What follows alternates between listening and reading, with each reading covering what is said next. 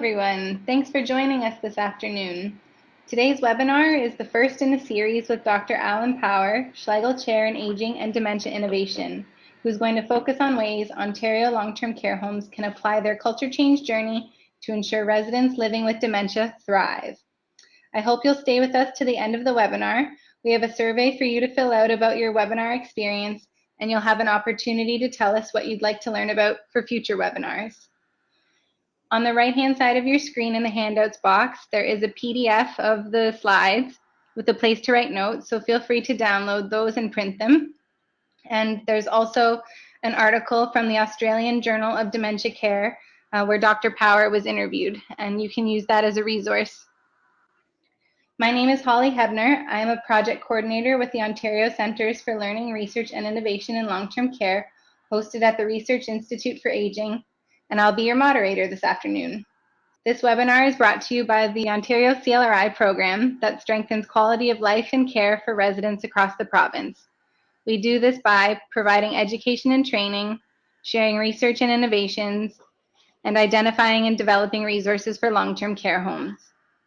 The program partners with the long-term care sector and aims to provide solutions for priority issues, including an aging population, increasing care complexity, and workforce excellence. We are funded by the Government of Ontario and hosted at 3 different sites: Baycrest Health Sciences in Toronto, Briere in Ottawa, and the Schlegel-UW Research Institute for Aging here in Waterloo. I'd also like to take this opportunity to acknowledge the ancestral and traditional territories of the Indigenous peoples whose land we are fortunate to be on.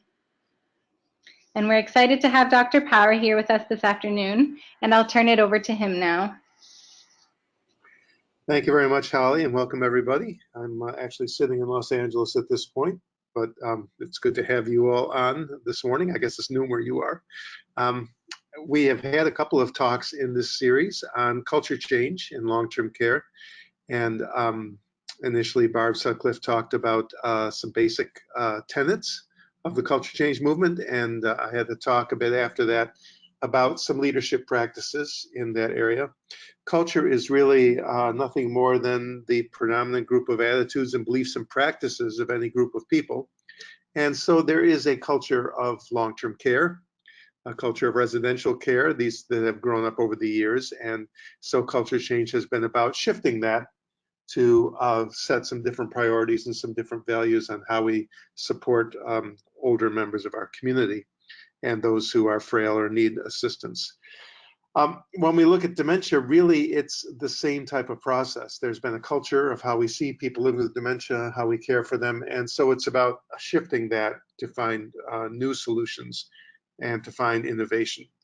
I've been working in the culture change field for about 22 years, originally through the Eden Alternative and the Pioneer Network in the US, and then with the Greenhouse Project, and in recent years also helping Schlegel villages in Canada with their culture change practices.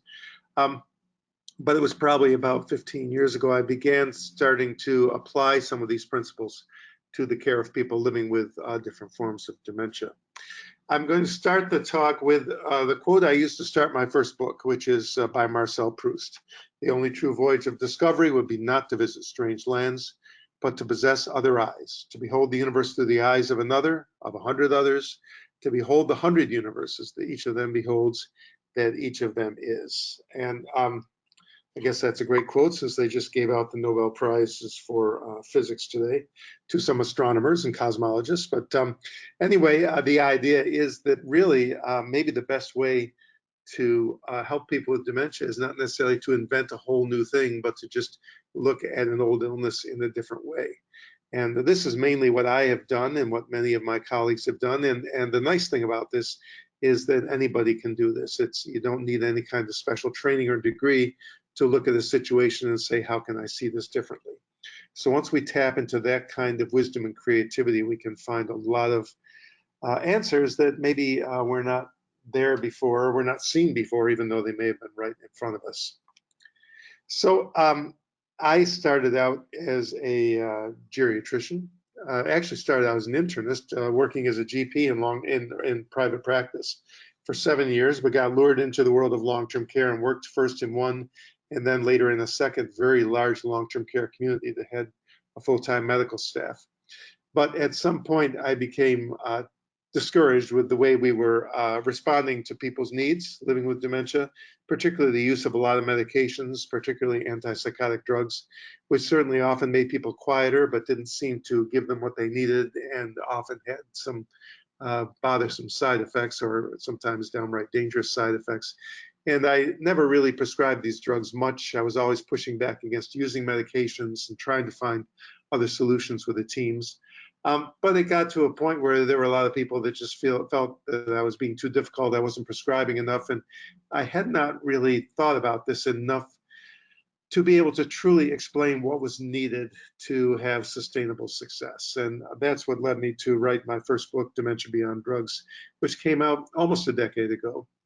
And that used the same kind of technique that Marcel Proust described, to look at dementia differently, to look at my experiences, to look at the instances where we had found solutions for people without using drugs, and say, how can we expand our knowledge so we can find more of these for more people?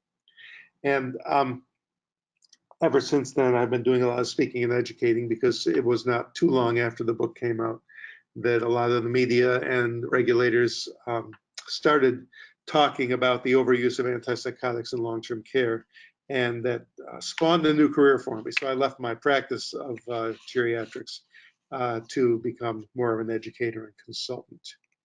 But there's a big secret, and that is that antipsychotic overuse is not a long-term care problem. It never was a long-term care problem.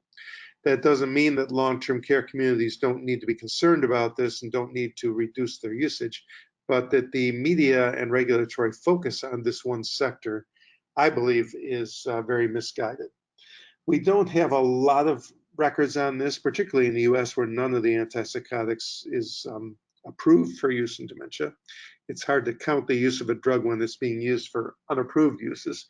Of course, we have the MDS in the United States, like you do, and that counts certain things like antipsychotic use. So we can go to our government website, and if we look at any long-term care home in the country, we can find out what their antipsychotic rate has been for the past several quarters. But there is no MDS for assisted living or retirement communities. There's no MDS for people who live in their own home or apartment. And these are very hard to count. But there have been a couple of studies that suggest that there's a fair amount of usage. There was a study by the US government back about 5 years ago that looked at 1 million people receiving Medicare in the community who had a diagnosis of dementia. And they found that 14% of those people were on antipsychotics in the community. Now, 14% may sound lower than some of the numbers you've heard across the province, but keep in mind that the majority of people with dementia do not live in long-term care communities. They are still living in retirement or at home. In the US, probably at least 4 out of 5 people with dementia are living outside of long-term care. So if you take that 14% and do the math, you can see that there are many, many more people at risk taking these drugs in the community than there are in long-term care. There are maybe 2 to 3 times as many people on these drugs outside of long-term care communities.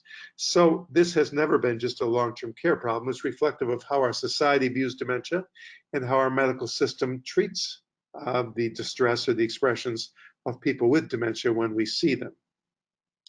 There was a recent study done by our American Healthcare Association, which is the trade organization for the for-profit homes in the US, which is about 2/3 of all care homes in the US.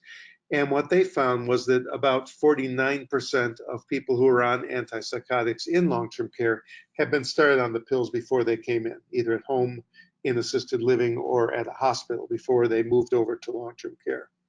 I talked to the head of that audit, and he said that there were some exclusions. He thought the number was probably higher. My guess is probably higher than 50% in most homes too. I'd like to set up a research study to look at that, and I've been talking to the RIA about doing that to get more numbers. But I think the point is clear that nursing homes in many ways are downstream. We are getting a lot of the blame for using antipsychotics, and yet many of the people were started before they came to us, and it's left to us to try to take them away and understand what else the person needs when nobody else has been put under that kind of pressure. So once again, not to say that we don't need to clean up our act, but I think that both the media and the regulatory groups, the ministry, need to focus on the larger sector at risk and need to provide some education to those groups as well as people working in long-term care. So what lessons do we have from the previous culture change talks? Well, number one, the culture change movement says we should see the whole person and not their disease or diseases. We should put living first ahead of clinical care and not over-medicalize people's lives. We should honor people's individuality. We should honor their rights and their freedom to choose. We should break down rigid hierarchical or institutional systems and embrace flexibility in care. And we should empower both residents and team members through their daily life and work, and rethink our attitudes, our beliefs, and rethink the operational systems that are supporting those attitudes and beliefs so that we can shift them and find ways to do things differently. So these are the kinds of things that we'll be applying today to dementia. And in the last talk, which I'll be giving in November, I will also be using it to talk about autonomy versus security, or enabling safer choices for people with dementia. But we'll leave most of that for next time. And we'll just talk about paradigm shifts. We have come into a system that says that when people are distressed, we tend to think about what pills should we give them to help them be less distressed. There are many things that feed into this. Part of it is the fact that there is ageism and ableism in our society. So we tend to value people less if they're older or less capable. We tend to look for quick fixes because we have systems that are focused on time and task, and will often tell us to look for something quick so we can get back to our tasks. And of course, we have relentless marketing of pharmaceuticals going on in every country.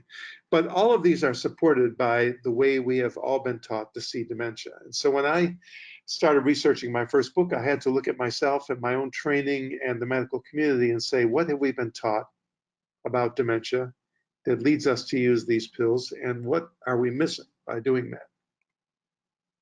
So the biomedical model of dementia, as I call it, sees dementia in a few ways. We see it as a progressive, irreversible, ultimately fatal family of diseases. We see the person as gradually losing capabilities over time. We tend to look at stages and progression as pretty much a downward slope from diagnosis to death, without any retained abilities or even emerging abilities or any respites.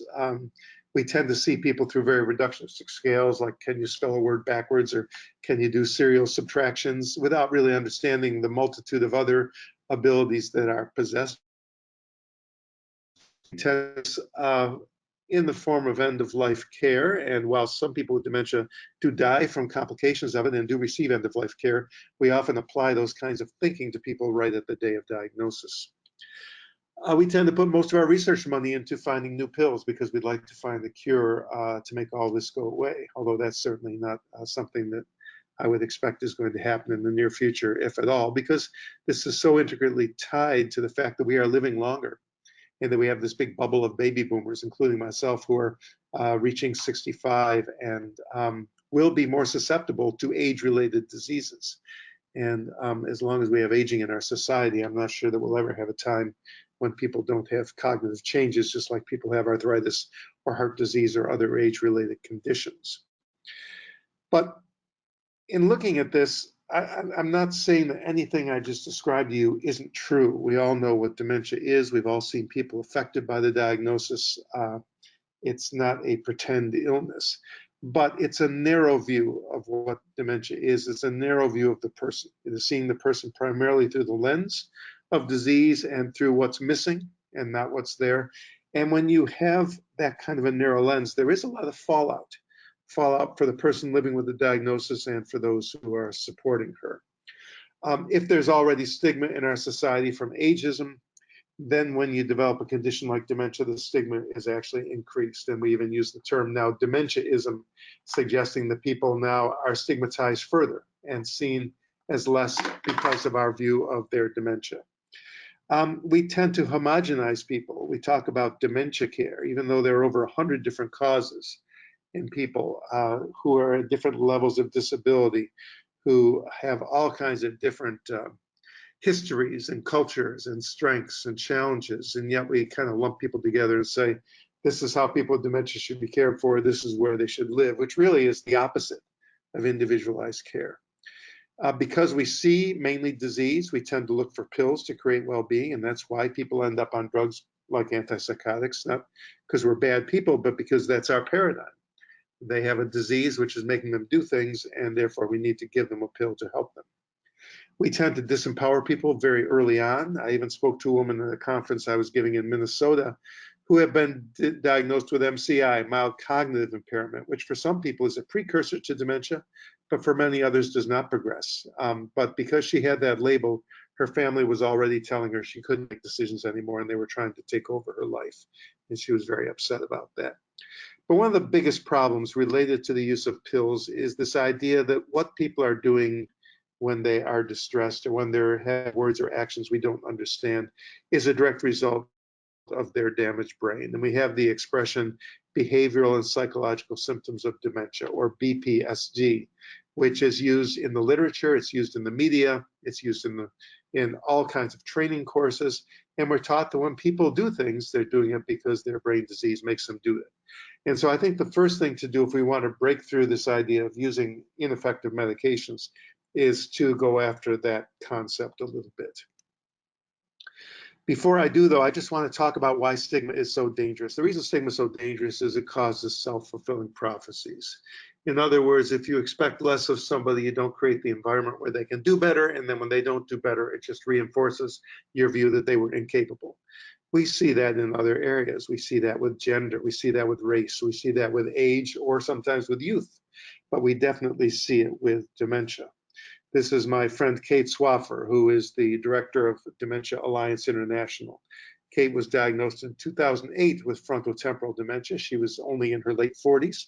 She was working full-time, had a nursing background, had 2 kids in high school, and was going to school part-time for another degree.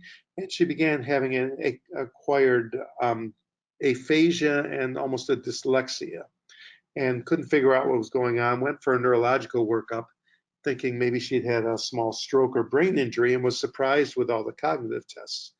And it turned out that what they felt she had was a frontotemporal dementia variant.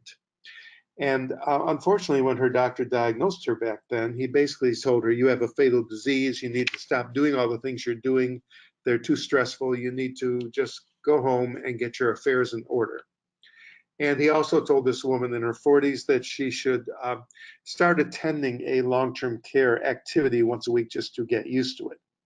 So you're all on mute, so I can't hear if anyone's gasping at this point, but people usually do when I say that. But this is what Kate talks about when she says we're treating people at the day of diagnosis as if they have end-stage disease. Nothing was expected of her, and needless to say, she went into a tailspin, was quite depressed, dropped out of many things she was doing, but to their credit, the University of South Australia in Adelaide, where Kate lives, called her and asked her why she hadn't been coming to studies.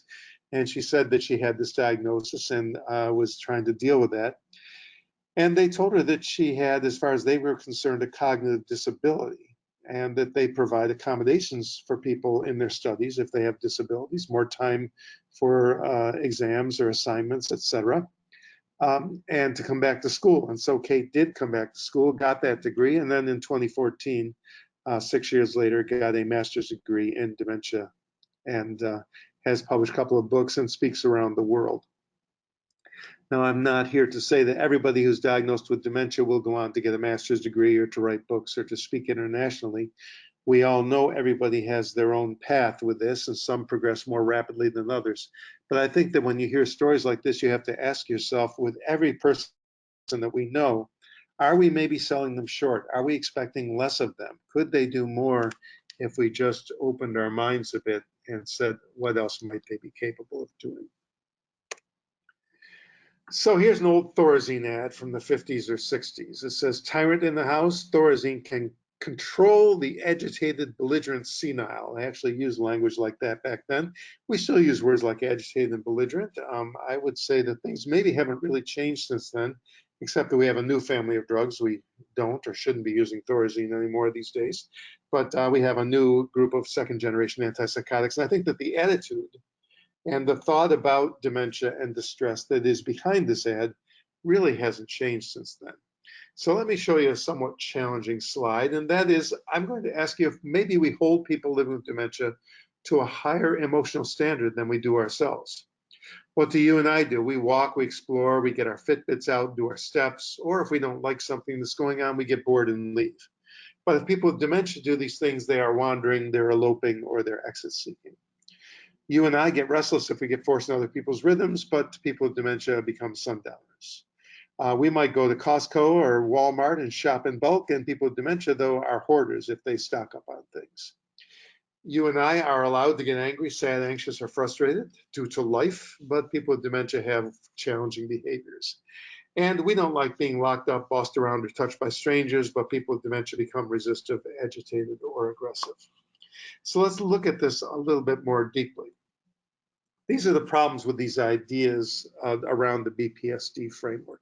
It says that people are doing what they're doing or saying what they're saying because their brain disease is making them do it. We're calling them behavioral and psychological symptoms of dementia. That's what a symptom is. Well, that ignores a host of other factors, relational factors, environmental factors, factors related to the person's individual history. And we tend to pathologize normal expressions. In my classes, I will often threaten to pair people up at the tables where they're sitting and have them go away to a shower room and have one person undress the other one and give them a shower and ask them who would be comfortable with that. And if you're uncomfortable with having someone else strip you naked and give you a shower, even without dementia, do you have a BPSD, or is it just a difficult situation to put yourself in? And how about if that person is not being particularly good at their shower technique, not explaining what's going on, or if it's a stranger because we're rotating staff all the time? Once again, we're blaming the distress of the person for our operational features. We tend to use flawed systems of categorization. I'm not sure how you measure agitation. Agitation is such a blanket term that could have so many possible causes, and it really is labeling and judgmental. So when we have these agitation scales, I tend to be suspicious right from the start. I believe actually this framework has created a slippery slope to drug use, because if you believe these are symptoms of dementia, obviously you're going to use a pill. And I think it's become our biggest barrier to getting rid of drugs, is this belief deep down that these are symptoms of dementia. And we all have that statement on all of our guidelines to say, try non-pharmacologic approaches first. But you know, the first thing you try may not work brilliantly right away. So it's so easy for people to just default to saying, well, we tried a couple things, it didn't work, so let's go back to the pill. Because that's truly what you believe is going to be needed in the long run. It doesn't explain why there are 150 or 160 long-term care homes across the US that use 0% antipsychotics and hundreds more that are 3% or less, if these are really symptoms of dementia and we haven't cured dementia. And it misapplies a lot of psychiatric labels, and it's led to inappropriate drug approvals in some countries, like Canada, for example, where Risperdal is approved. It's also approved in UK and Australia. Many of these countries were involved in creating the BPSD framework back in the late 90s, and their meetings to create this framework were actually sponsored by Janssen Pharmaceuticals, who make Risperdal. And these countries can use Risperdal legally if they document a BPSD. So you can see that there's a lot more politics than there is evidence base behind this framework. I believe, from my experience, that the vast majority of times, people's words and actions represent one or more of these 7 categories. The biggest one is probably unmet needs or challenges to people's well-being. I'll get into well-being in a moment. It may be sensory challenges. We know with aging and with dementia, the 5 senses can change, and that can change how we experience the world. There are new communication pathways. If we can't say things the way we used to say, we might use symbolic language, or we might use gestures or actions instead of words. Expressions of agency, just attempts to exert control over our environment, or to let people know what we want or what we expect. New methods of interpreting or problem solving. We can't figure out the world with all the information we used to have, so we figure it out in a way that makes sense to us with the information we have. And I liken it to trying to solve the Wheel of Fortune without all the letters, and you might get the wrong words, but you're not psychotic, you're not delusional, you just are doing the best with the information you have. It could be a response to physical or relational aspects of the environment, and it could be a normal reaction considering the circumstances. And none of these will ever have any kind of pill that helps it. And this shows the fallacy of using medications for the majority of expressions of people living with dementia. So I usually ask people to change the way they think about what they're seeing or hearing. If you are told what we're constantly told in our training, that over 90% of people with dementia will experience a BPSD during the course of their illness, then what does that tell you is the cause of the person's distress, and how useful will it be? Well, we're going to get one idea about that from this kind of training. But what if instead we were taught this, that over 90% of people living with dementia will find themselves in a situation in which their well-being is not adequately supported? Now, where does the problem lie, and how useful are pills going to be? So once again, just by looking at the world differently and changing our mindset, we can have a whole different idea about the value of medications versus the value of different approaches. So the model I've developed over the years was inspired by the people I consider to be the true experts. These are people I've met around the world who have taught me about what it's like to live with a diagnosis of dementia. There are a few Canadians up there. You may recognize Phyllis Fair or Jim Mann or Mary Beth Whiten on the bottom row, as well as many other people from around the world that have become friends of mine or were friends of mine. My greatest teacher in the upper left there, Dr. Richard Taylor, who passed away from cancer 4 years ago, who I used to travel and speak with. And this really is that expert, experience and expert have a common word root. I think that the true experts are the ones who can tell us what brain changes feel like. I think that just doing the virtual training can give us some insights, but it's not as subtle or as nuanced as really changing brain systems from different forms of dementia. And we have to listen to this group of people. We have to include them in our education so that we can understand better what's going on.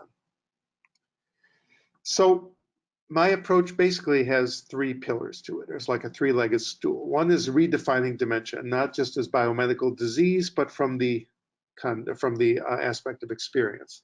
The second is setting my primary outcome and not just mitigating disease, but in enhancing well-being. And lastly, the culture change part, transforming the living and care environment to support the first 2. So let's just look at these in detail. This is the new definition of dementia I came up with when I was working on my first book over a decade ago. It's the one thing that I haven't really evolved that's pretty much stuck with me, and that is I'm just defining dementia as a shift in the way a person experiences the world around her or him. Now, that doesn't deny that there's disease or brain structural changes or chemical changes going on, but the upshot of it all is I'm not experiencing the world the way I used to. And this is a much more holistic way of looking at it. It demands that we understand the person's experience and not just label this as a symptom of brain disease. And when you look at this, it actually opens you up to a whole new road. And that is not just seeing fatal disease, as Richard Taylor used to say, but seeing that, as he said, I'm not dying of a fatal disease, I'm living with a chronic disability. Switching the focus from dying to living and from disease to disability so that we can understand that the person continues to try to engage the world but needs some support. And then we move away from pills and we move toward ramps. And in this case, not wheelchair ramps like you might use with a physical disability, but cognitive ramps, connecting people to the world by giving them the support they need to continue to succeed in the world they live in. It means that there is a continued path for growth in spite of a progressive illness, that, as Jim Mann from Vancouver says, we need to accept that we have a new normal and work with that. It's a directive to help fulfill universal human needs. If we can't cure dementia, what are those needs that we need to fulfill? It led me to challenge many of our ways of looking at distress, as you've heard, and to challenge many of our long accepted care practices. So really, for me, just by using the simple, sort of flaky definition, everything changed. The second pillar is to change our goal to enhancing well-being. What is well-being? Well, that's something that's very individual. I can't tell you what it is for you, but there's some commonalities. And there's some frameworks out there that try to capture those commonalities. And I've looked at many of them, and one of the ones that I like and that I use in my training was developed on a grant from the Eden Alternative, where they identified 7 what they call domains of well-being. And those domains, in the order I use them, are identity, connectedness, security, autonomy, meaning, growth, and joy. The nice thing about these is they are fairly universal. I think if I polled people on this call, they'd say that all these things are important to them. If I asked you ahead of time what gives you well-being, as I often do, people come up with answers I can put into one of these 7 categories, or maybe an answer like music or maybe spirituality, which can straddle several of these categories. but it seems to fit pretty well regardless of your age, your culture, your ethnicity, your faith tradition, or whether you live with a diagnosis or not. So, are we supporting well-being for people with dementia? When I started looking at this, I decided that we not only weren't supporting it, but many things our systems do were eroding well-being. The advantages of focusing on well-being and not just illness are it's proactive, not just reactive. It gives us a strength-based approach, not just a deficit-based approach, which is what most of our responses to, quote, challenging behaviors are. And it's an upstream intervention versus downstream. We get to the root cause, not just trying to help the person after the fact. So what does this have to do with culture change? Well, everything, because no matter what philosophy you want to embrace, if you bring it into an institutional system of care, the system's going to kill it every time. If you want to think differently and act differently, you need to fit that into daily operations, ingrain it in the fabric of daily processes, policies, and procedures. And that's all culture change is, as we've discussed. It's a way to operationalize new ways of thinking, new ways of doing. So that leads us to the third pillar. And I look at transformational models of care in three ways. We certainly look at the physical environment of the home or the community where people live. And we certainly are changing our personal mindset. I've been doing a lot of that on this call today, and that's basically what I plan to talk about today. But neither a beautiful mindset nor a beautiful building will change the person's experience if we don't change those daily operations. And that's the part I think that most people are missing when they try to change and change the experience of people with dementia, try to move medications, is they don't really change those things that lead us to actually cause distress for people. So a perfect example might be a home that is still using a daily breakfast service, we'll say at 7:30 or 8 o'clock in the morning. Now, you may go to all the training seminars in the world that tell you people with dementia need to be engaged. You need to start by knocking on the door of the room, asking permission to come in, sitting down, connecting with them, reorienting them a bit to remind them who you are and what you're there for. You might want to have them help you with getting up and getting dressed, so you're not just doing things to people. You might need to give them cues and let them know what needs to happen so they can help be part of that. And go slowly and take your time so that they can engage and participate in their morning care. That all sounds wonderful, but if you go back to work and somebody says to you, the trays are coming in a half hour, you got 8 people to get up, well, what happened to all that great training? It goes out the window. So until you change those systems that allow for more flexibility in getting up when people want to, which means flexibility in dining, which in most traditional homes tends to run everything from activities to meds to getting up is really run by the dining schedule. So until you start to break those things down, all this great training doesn't get you very far. My next slide is probably the most challenging one of the whole talk, and that is why non-pharmacological interventions don't work.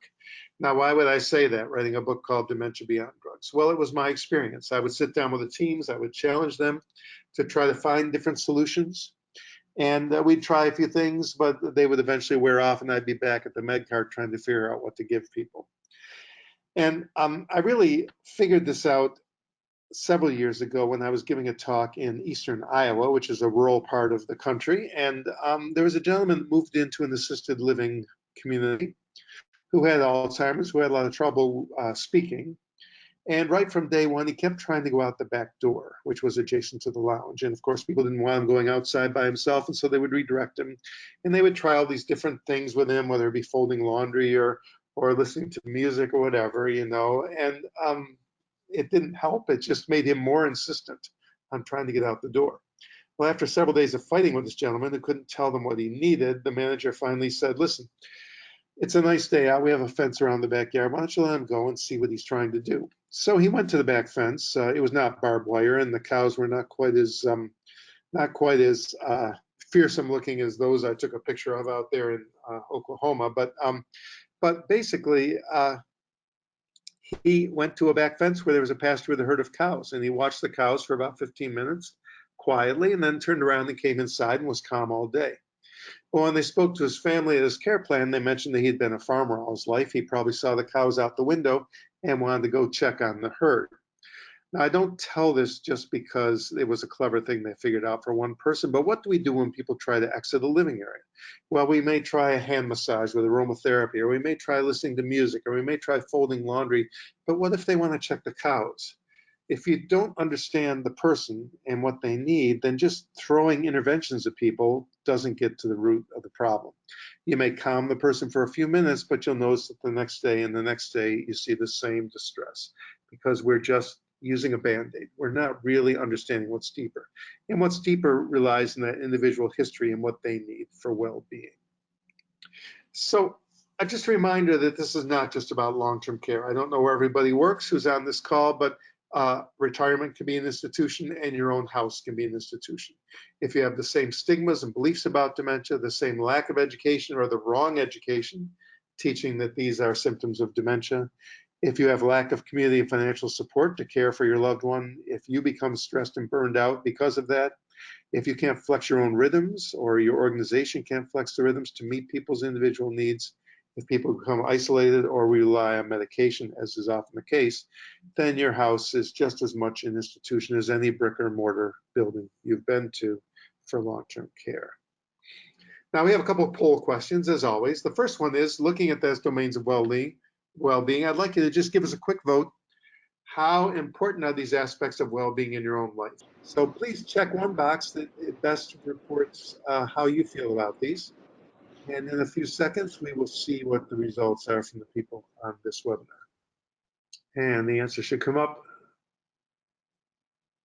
And it's not a big shock. A couple of people said not so much, but we have 96% saying quite important or essential to a good life. So for most people, this is something you're going to find important. You'll probably find important when you're living with dementia in the future as well. Next question asks, there we go. Does your community routinely address this or another well-being framework in your residence care plans? Once again, hit a yes or no, and let's see how much recognition there is in our formal systems of support. And there it is. So about 50-50. Congratulations that enough people are thinking about this. They were really working on that. But as you can see, it's still not on the radar of a lot of institutions. And there are ways maybe even that the people who said yes could be formalizing a bit more in looking at these different expressions of distress, which I will talk about next. So thanks for giving us your opinions on that. And let's move on to the next. Because the well-being approach can be used for ongoing support, like in a care plan, but it can also be used for decoding distress. And what I've developed from this work is a way at using the well-being framework to look at distress. And I love this saying that people who wonder if the glass is half empty or half full are missing the point. The glass is refillable. If people have lost a certain degree of well-being, either due to their dementia or due to the care system, which may take away a sense of security or autonomy or meaning, we can give that back to a large extent, and we can help fill those glasses. And if you believe, as I do, that this is actually where the root cause of most distress relies, not in the brain disease. The brain disease may be a modulator of distress. So a person who doesn't have any security or autonomy in the shower might feel threatened. If it were you or me, we might say, hey, if the water's too cold, we might say, hey, the water's too cold, or reach over and turn the temperature up. Whereas a person feeling very distressed or threatened who can't speak might strike out at the person who's giving care. So the dementia has affected how people react to the stress, but the cause was not the dementia. The cause was the cold shower. And if we just blame the dementia, then we give people a pill and we never turn up the water temperature. That's a pretty elementary example, but you can carry that over to many, many different causes of distress. So I teach an exercise where people look at a person's distress from the standpoint of how full are each of their glasses based on what we know about the person.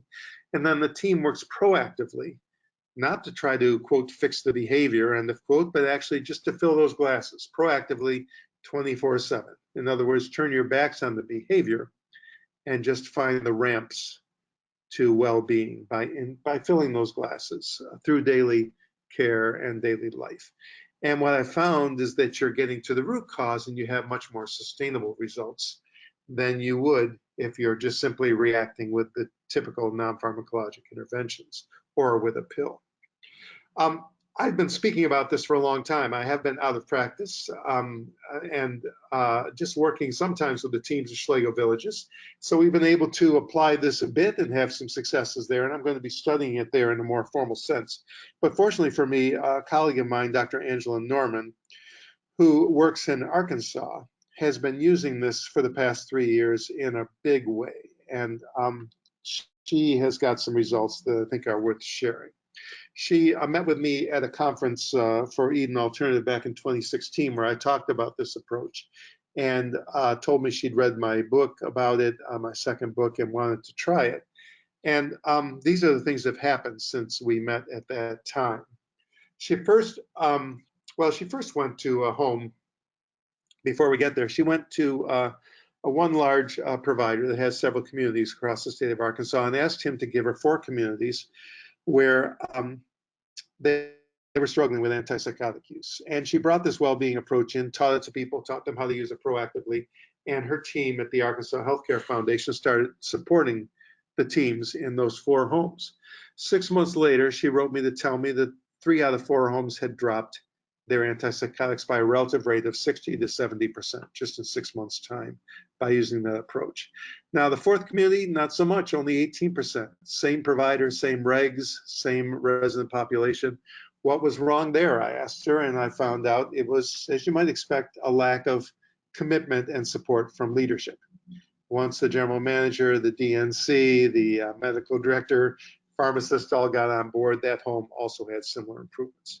But Angela didn't stop there. The state came to her, actually, their version of the ministry, and they said, we would like you to go to the 25 highest prescribing homes in the state of Arkansas and take the approach to them. And after 6 months, their antipsychotics have been reduced by a relative rate of almost 50% among those highest prescribing homes.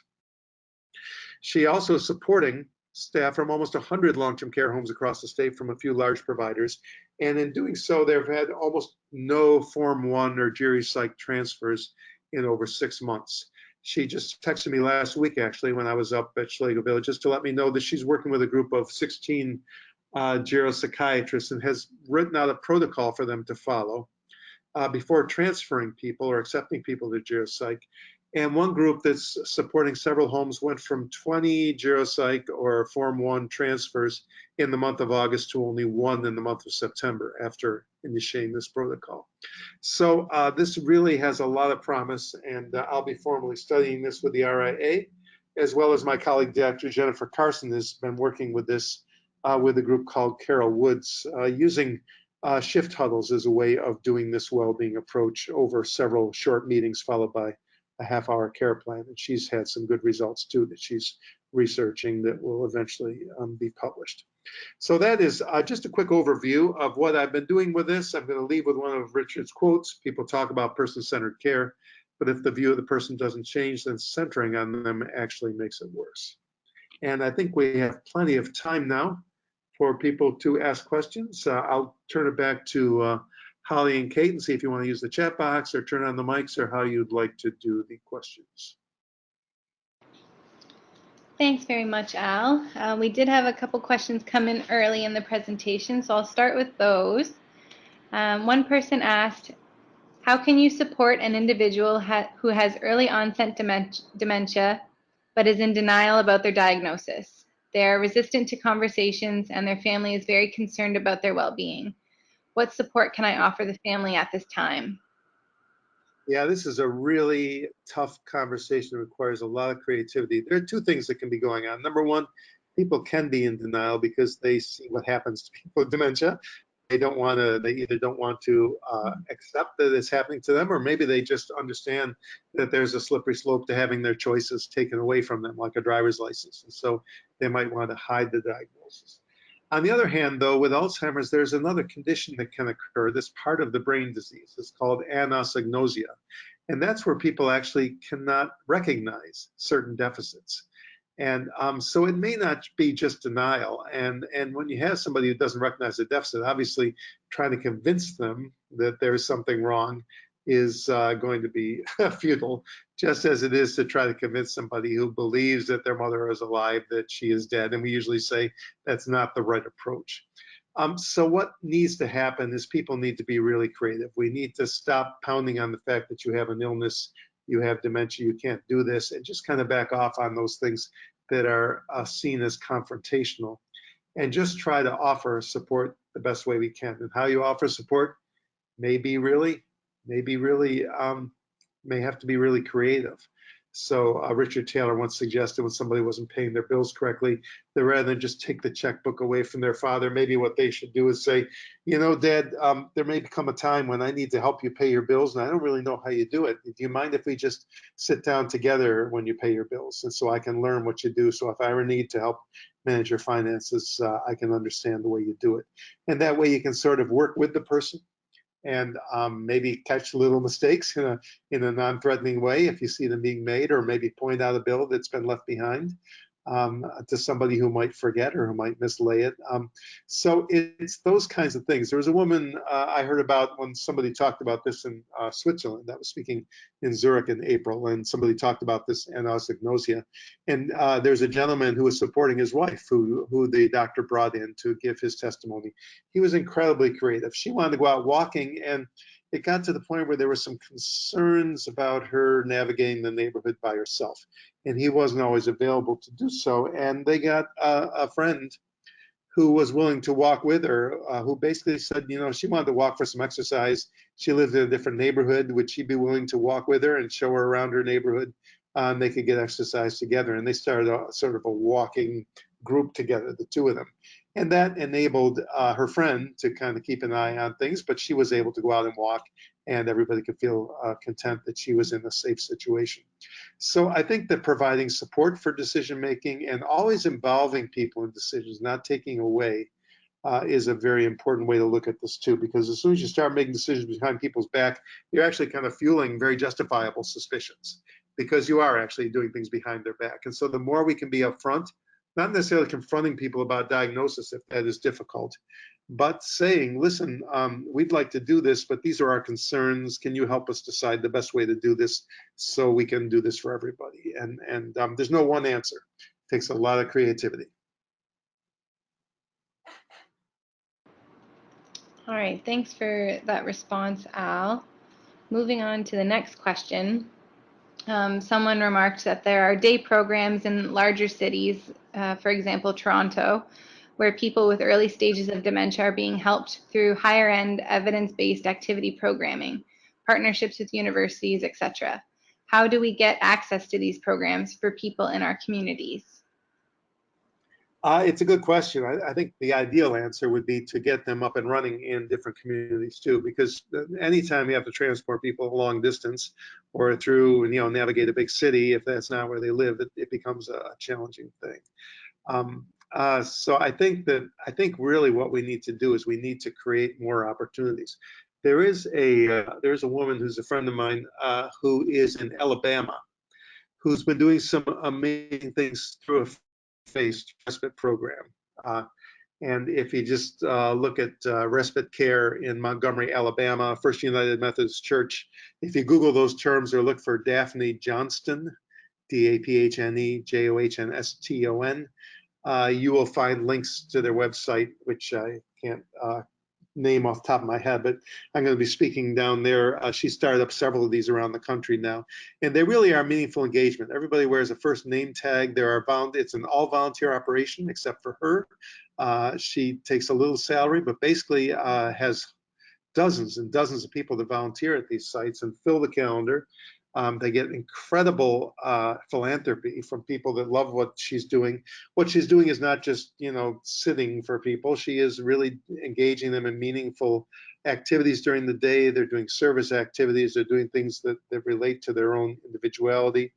And everybody's an equal, and it's quite a nice program. And it might be somebody you could contact for more information about how to start such a program. I did get to see one place, the Datsabitov Academy in downtown Toronto, and they're doing amazing things. And they're using the arts quite a bit. They actually had the group work with a songwriter to write a song about themselves living well with dementia, and they worked on it and worked on the lyrics and set it to music and performed it and recorded it, and doing some great stuff like that. Not everybody can obviously get down there and get into something like that, But I think if you partner with local universities, if you partner with faith organizations, if you partner with other community groups, maybe art or other arts groups, you might be able to come up with some very creative ideas in your own community. Another thing that's happening is people are going to art museums as groups and having people with dementia go and view art at the local art gallery or go to the local science center. Just anything to help people continue with civic engagement is another possibility that people can think about. Many more going on, but yeah, the more we can spread this out, the better, because we're trying to make every community capable for people who live there and not feel that they have to go somewhere far away to get the kind of support they need during the day. I'll stop there. All right. Next question. Someone said, I see you have a very different concept of well-being, which they really like. However, do you still use the idea of the 7 dimensions of well-being: physical, emotional, social, intellectual, environmental, and vocational? It seems like your domains of well-being are psychological. So how can we combine all yours with the traditional areas of well-being? I see the domains of well-being I'm using as outcomes, and I see the others as systems that produce those outcomes. I see Tom Kibwood's framework of the flower as things that also produce these outcomes. To me, these are kind of the ultimate. So I see them in a little different way. You know, in other words, engaging in vocational activities can lead to a sense of meaning, a sense of identity. It can give you autonomy. It can help you grow. So I think that each of those is a different pathway to well-being, but I still see these as a framework that can be kind of an umbrella over everything.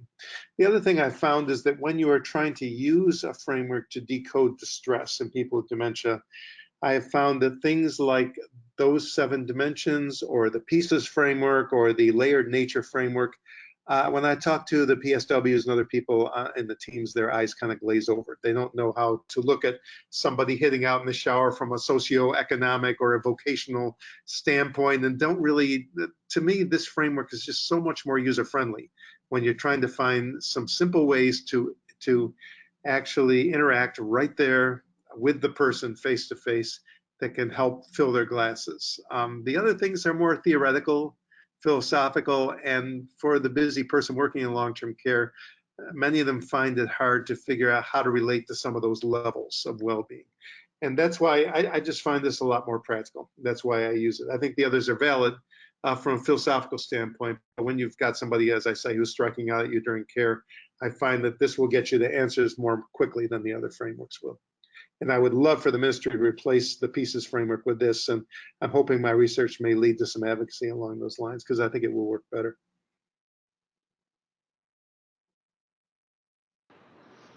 All right. Next question here. You mentioned in the transformation of care model that structural change is important. Can you share some examples from long-term care homes that have seen an improvement in expressions due to change in the staffing model? Yeah, absolutely. And you know, the structure is important. It's not the first thing you do. And a lot of people think if they build a nice new building, they've got culture change. And if nothing else changes inside, of course, you just have a pretty institution. And sometimes the things we think make a great building aren't. They might make a great hotel, but they're still not great for people in long-term care or people with dementia.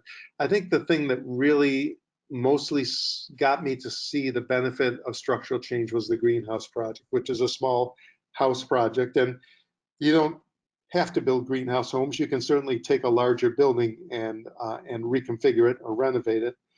But it was seeing the dramatic change in people in that kind of environment that convinced me that the structural environment really was important. So I'll just give you a few examples. First of all, smaller neighborhoods are helpful. When you live with dementia and you're forgetful, the fewer people who are providing care and the fewer people who are your neighbors, the easier it is to remember them. The smaller the living area, the easier it is to figure out how to get to your room. So we have a long hallway with 10 rooms on each side, and then we blame people as being intrusive wanderers when they walk into the wrong room. But it's hard to remember which of those 20 doors that looks the same is yours when you have a cognitive disability. So smaller places, open care floor plans with rooms around the central area can be helpful in this regard. If you have trouble walking, it's a barrier to autonomy to have to walk, 100 meters to the dining room, whereas if you shorten that distance, you can improve people's well-being. If you improve signage so that it's easier for people to find a washroom, then you're less likely to have somebody go in someone else's room or urinate in a potted plant or something because they have an emergency. So you can help with that. Using color and contrast to help with wayfinding. Being very careful of the lighting to make sure you have the right light in the right places for people with aging eyes to see where they're going. Having the right flooring, it doesn't look like holes in the floor or things lying on the floor, objects that people need to pick up because there's lots of designs in the carpet. Having an acoustic environment that doesn't have a lot of noise and chaos that may drive people away that have trouble filtering background sounds from conversations. So there's many things in both the structure of the building and in what happens within the environment that you can absolutely impact. I'll give you just a story that came from our greenhouses that we opened at St. John's in Rochester when I worked with there. We opened 2 greenhouse model homes, 10 people living in each home with an open floor plan and rooms around the central living room, dining room, and open kitchen, which is the center of the household. And there's a fireplace there, a hearth. There's a side door that goes out into a garden with a gazebo and sort of a fenced garden between the 2 houses where people go out and garden, sit in the gazebo, they have bird feeders, get some sun, whatever. Even though these houses were absolutely beautiful, we built them. We're the only place in the country that actually built them off campus. They were about 20 kilometers from the main home and in an intergenerational community, a multi-generational community. And when we moved these 20 people out there, and about 70% of them were living with dementia, you can imagine that in a new environment and with new team members taking care of them, in spite of their talent, this was confusing to people. And there were a few people that tried to go out the front door, and the front door has the keypad, and they got wander guards so that if they, tried to go out, it would set off an alarm. But they didn't just stop there. They started working on these well-being domains. They had consistent staff, and I can't emphasize enough how important it is to have the same people caring for the same people all the time. Not rotating once every 2 weeks or 4 weeks or even once a year, but the fewer people are providing intimate care, the better it is for any of us. So having the same faces and only 10 people in the living area and having a very understandable floor plan.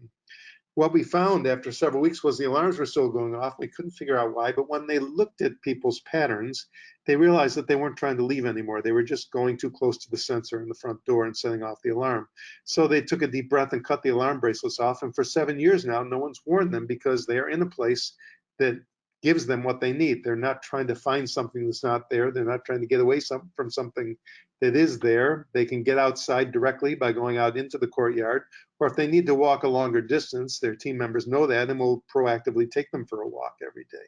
So we blame trying to leave on dementia when actually it's just creating an environment where people are comfortable and feel like they belong. No one walks into the wrong rooms. They know where they are. They know where their neighbors are.